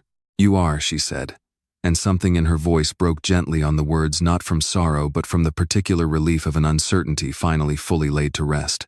That evening, with Milo settled and sleeping and the hospital corridors gone quiet around them, Grant and Emily sat together in the small family lounge down the hall from the NICU, the only light coming from a lamp in the corner and the gray wash of streetlight through the rain-streaked window. Marcus had gone home an hour earlier, promising to return in the morning, leaving the two of them alone for the first extended stretch of quiet either had had in days. "Tell me about your mother," Grant said, settling into the chair across from her. "You mentioned her once that first night. I never got to hear the rest." Something soft moved across Emily's face. She had told this story only once before, weeks earlier, to her mother's own memory, rather than to anyone living, and telling it now felt like offering Grant something she had been quietly guarding. "She worked diner counters most of her life," Emily said. "The last few years here in Seattle, but before that out near Yakima on the old highway. She died a few months before Milo was born." She paused, watching Grant's face carefully. "She told me something near the end that I've thought about almost every day since." "What was it?" "There was a boy," Emily said slowly, "who used to come into the diner where she worked back before I was born.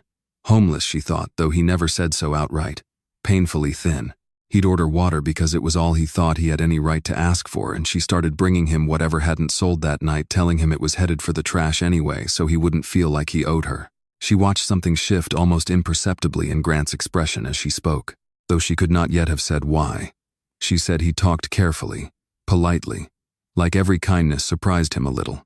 Grant had gone very still. "His name was Nathaniel," Emily said. "She never got a last name. She mailed him $20 once when he told her he was heading to Seattle to look for work, wrote a little note to go with it. She never knew if it reached him or what happened to him after." The lamp in the corner hummed faintly. Outside rain traced slow lines down the window glass. Grant sat with his hands loosely clasped between his knees, his face unreadable in the low light, and for a long moment he did not speak at all. "What was the diner called?" he asked finally, his voice strange, careful, holding something back. "The Wayside," Emily said. "Out on the old highway past Yakima. She worked there for almost 10 years. Grant closed his eyes. Emily leaned forward, slightly alarmed now by the sudden pallor spreading across his face. "What is it?" He did not answer right away. When he finally opened his eyes, they were bright with something Emily had not yet seen from him in all their time together. Not grief exactly, and not joy either, but some third thing that seemed to hold both at once, too large to fit easily into either word alone. "I was 17, he said quietly. "I ran away from a placement I don't talk about, and I ended up hitchhiking toward the coast with nothing. There was a woman at a diner along the way who fed me most nights for almost a month. Never asked for anything. Never made me feel like I was taking something I shouldn't." His voice caught. "She mailed me $20 once after I told her I was heading to Seattle. I kept that note for years, Emily. I lost it eventually in one move or another, but I never forgot what it said."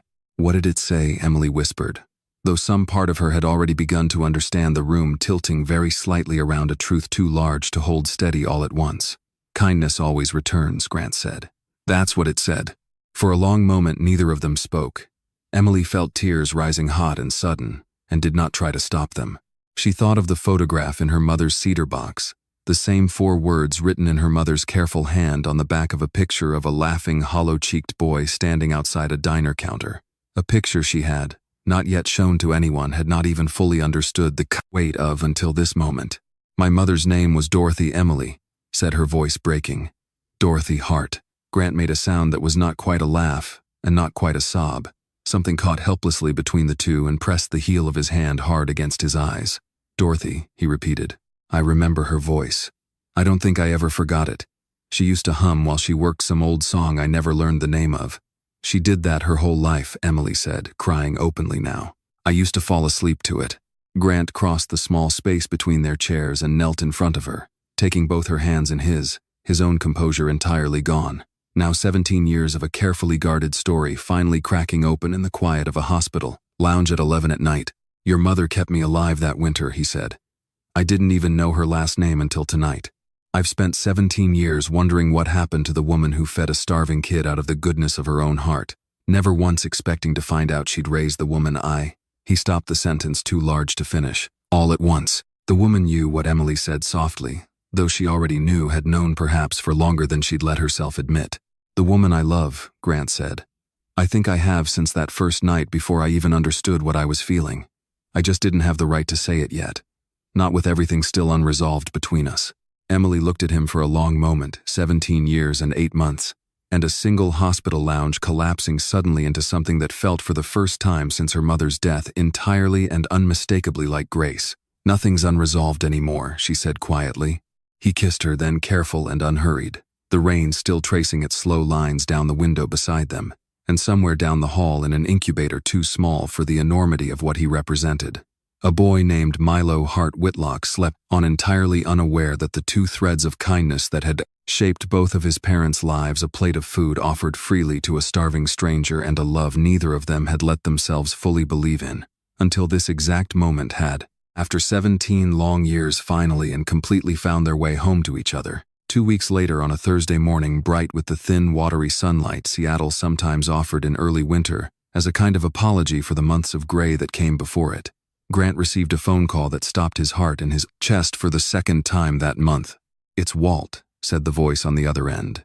Ruth, the retired schoolteacher who lived 2 doors down from him and had kept a quiet, unofficial watch over him since his first stroke. "He had another episode this morning. The paramedics are saying it's mild, but Grant, you should come." Grant was in the car within 4 minutes, Marcus texting almost immediately to say he was already on his way separately. And by the time Grant reached Harborview Medical Center, the same hospital he noted with a strange, dislocated feeling, where his son had been born only weeks earlier, Walt had been stabilized. Awake, alert, shaken in a way Grant had never seen from him before by how close the morning had come to a different outcome.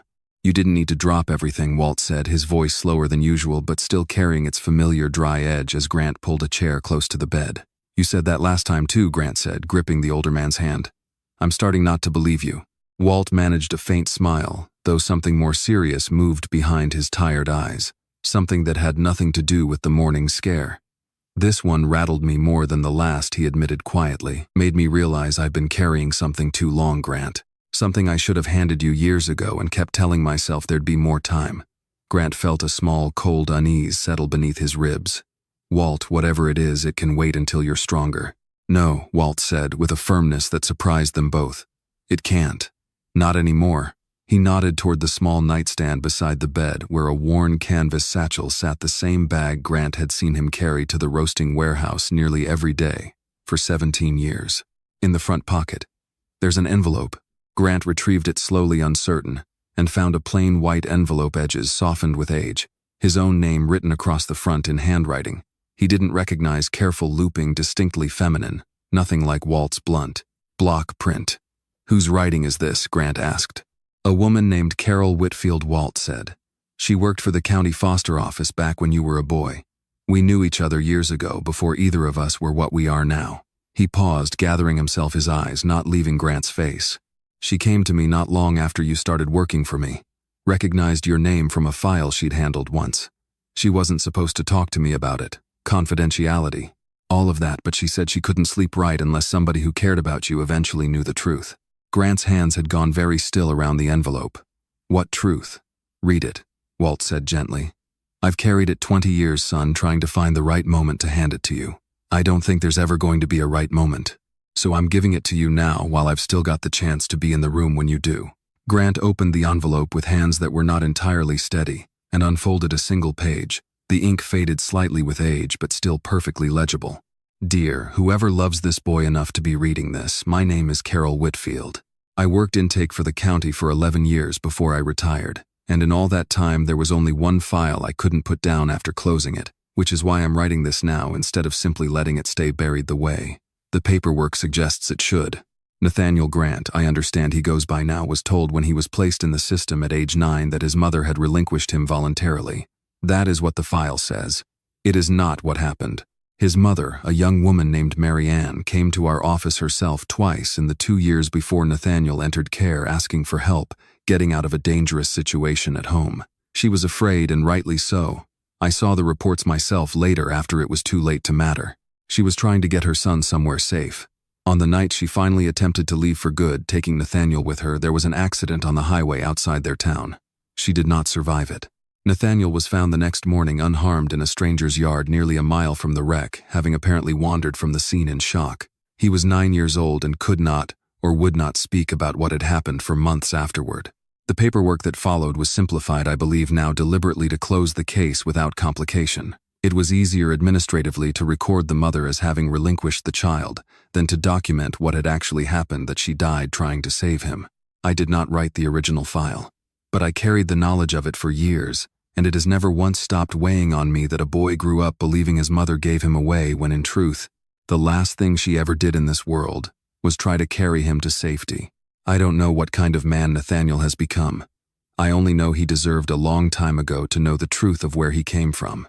I hope wherever he is now that he has found people who love him the way his mother clearly did, in the only way she was able to at the very end. Carol Whitfield.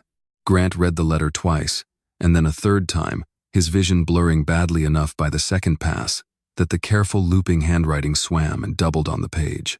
When he finally lowered it, his hands were shaking outright, and something inside him, some old load-bearing wall he had built at 9 years old, and reinforced steadily for 25 more brick by brick every time he had ever succeeded at something, and quietly thought, "See, I'm worth keeping after all," came down all at once without warning, without ceremony. "She didn't give me up." Grant said the words barely audible. "No," Walt said softly. "She didn't. I've spent my whole life," Grant said, and his voice broke entirely now, thinking I wasn't, that there was something about me that made it easy for her to just, he couldn't finish it. He pressed the letter against his chest with both hands as though he could somehow absorb the truth of it directly through his skin, and wept in a hospital chair the way he had not allowed himself to weep since he was 9 years old, and standing in a stranger's yard with no memory of how he'd gotten there.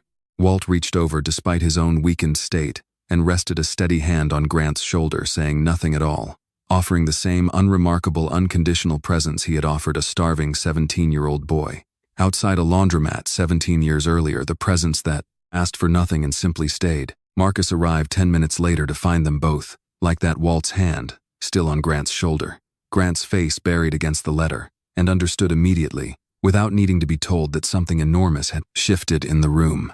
He said nothing at first, only pulled a second chair close and sat down, and when Grant finally lifted his head, red-eyed and hollowed out and lighter than Marcus had ever once seen him, Marcus reached into his jacket and withdrew a folder he had been carrying for 2 days, waiting for the right moment to hand it over. "There's more," Marcus said quietly, "about Larkspur Road, about the man who ran that house."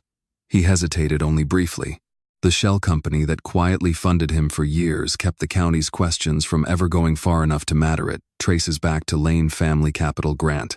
Victoria's family profited off keeping a place like that running for exactly as long as it was useful to look the other way.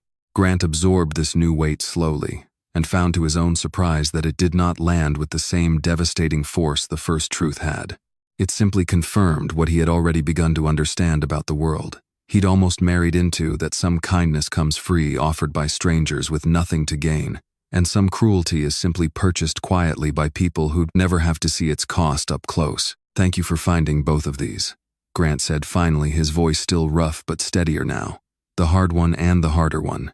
That's the job," Marcus said simply. "Somebody's got to watch your back. Always has been." Grant looked between the two men who had between them carried him through every version of his life that mattered. The one who had fed him at 17 with no questions asked, and the one who had never once stopped digging until the truth was fully in the light, and felt for the first time in 25 years the particular unfamiliar weight of being entirely unconditionally wanted. He thought of Emily asleep at home with Milo in the next room, and of Dorothy Hart's 4 careful words on the back of an old photograph, and understood, sitting in that hospital chair with a letter pressed against his chest, that he was finally ready to let himself believe them. Kindness always returns. It had, after 25 years, found its way all the way home. 10 years later, the house sat on a quiet street in West Seattle, modest by the standards of a man whose company shipped coffee to every corner of the country. Its front porch, cluttered with a bicycle, leaned carelessly against the railing, and a basketball hoop mounted crookedly above the garage door. It was not the house Grant Whitlock could have afforded. It was the house he and Emily had chosen anyway, because both of them had learned in their own separate and difficult ways that the size of a home had never once determined whether a child inside it felt safe. On a bright Saturday morning in early autumn, Grant stood at the kitchen counter pouring coffee beans roasted at his own company, though he never once made a point of saying so, and watched through the window as Milo, 10 years old, now tall for his age and quick, with a laugh that carried clean across the yard, tossed a basketball back and forth with a boy from 2 houses down. Marcus's old truck sat in the driveway. He had come by as he did most weekends, ostensibly to help Grant with a leaking gutter, and actually, as everyone in the house understood without saying it aloud, simply to spend a Saturday with the boy he had loved fiercely and unconditionally since the day he was born. "Uncle Marcus says I throw like a house," Milo announced, bursting through the back door in search of water, cheeks flushed with the particular joy of a child who has spent an entire morning outside doing exactly what he wanted. "Uncle Marcus also once lost a bet and had to wear a chicken costume to a board meeting," Grant said, handing him a glass.